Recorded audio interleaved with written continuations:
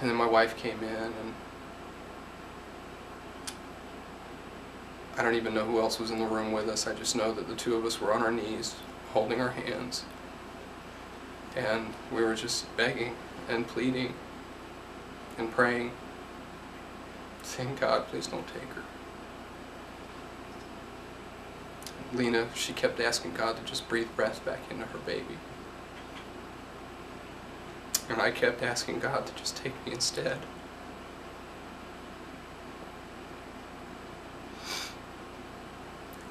Periodically the doctors would come back in, and they would tell me what was going on, and they would tell me they would get a heartbeat back for a little while, and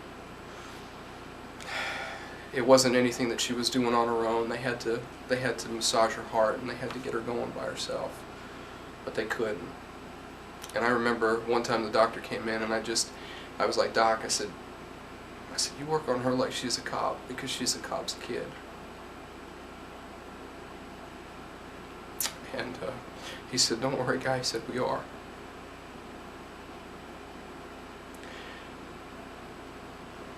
He worked on her an extra 40 minutes, more than they probably would have normally worked on anybody.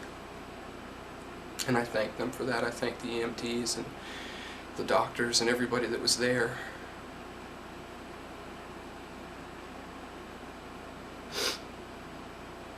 And then they came back in, and they said there wasn't anything else they could do.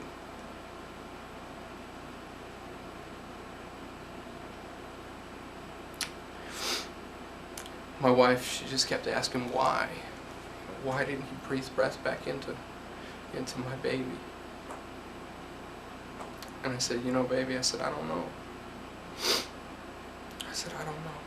I said, we can't understand God's plan, because his wisdom and he's just so powerful, and he's so awesome in spite of everything. Because we know that death isn't from him. We know that strife and hardness, and anger, and just the horrible things that happen aren't from him.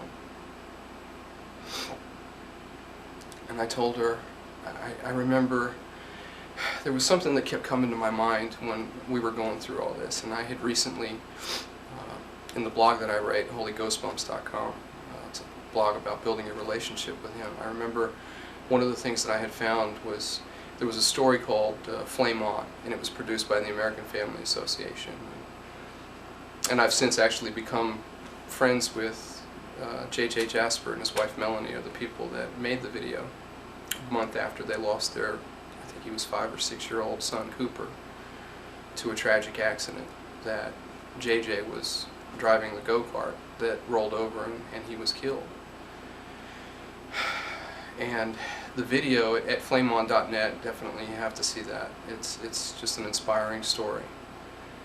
One of the things that JJ said in the video was that one of the first things that he said to family and friends and pastors when they came to the church was, the Lord giveth and the Lord taketh away. And he ran, and his family ran to God and not away from him, right from the get-go. And that really stuck with me, and I'd shared that with a lot of families. As a cop, I'd shared that with a lot of different families who were going through the same kind of tragedy. And I just told JJ, I thought to myself, JJ was saying that, I told Lena, I said, we can't understand why this is happening. I said, but God has a plan for this. He has a plan for us. I said, he could have chosen to breathe breath back into his son on the cross, but it wasn't his plan to do that. His plan was that he gave his only son for us so that through his blood we can have eternal life. And if it wasn't for that, we would all be in for a rough ride. It did a little to help comfort her for a little while, but I can't imagine this, as much as it hurts me, I can't imagine the pain that she's going through, because she carried her for 9 months.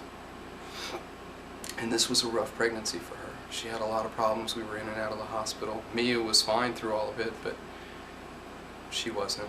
This was a tough one. The week after, I should say, the week after Mia passed away, we had a lot of family over at the house, and we had a lot of, our church family is just amazing. We had a lot of people who came and prayed for us and supported us, and the people at Covenant Church are just, that's our home church. It's just been, they're just wonderful people, and they're very godly people, and it's truly an anointed church. If it wasn't for their support, we'd have a much harder time. And we have a hard time every day at some point in time. But unless you've experienced the loss of a child, it's really hard to describe. Whether it's losing an infant to SIDS or losing a 16-year-old in a car accident, we're not supposed to outlive our children.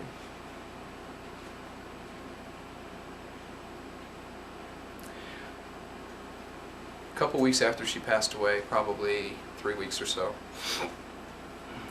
throughout those 3 weeks, my wife and I, we did a lot of research online, and we started looking into SIDS resources, and SIDS being sudden infant death syndrome. I don't know if I explained that before, but we found that in the state of Georgia where we live, there is none. And I made a few phone calls to some contacts that I had up in Atlanta. We live in extreme South Georgia, only an hour and a half north of Jacksonville, Florida, so it's like a whole nother state down here. But they said that they had phased out the SIDS program almost 4 years ago because of budget constraints, which means that 150 to 250 families every year in the state of Georgia who experience a SIDS loss have no resources. And the resources that we do have are scattered throughout the country. And my wife and I prayed about it a lot, and we have this mission now. We want to honor God, and we want to honor Mia.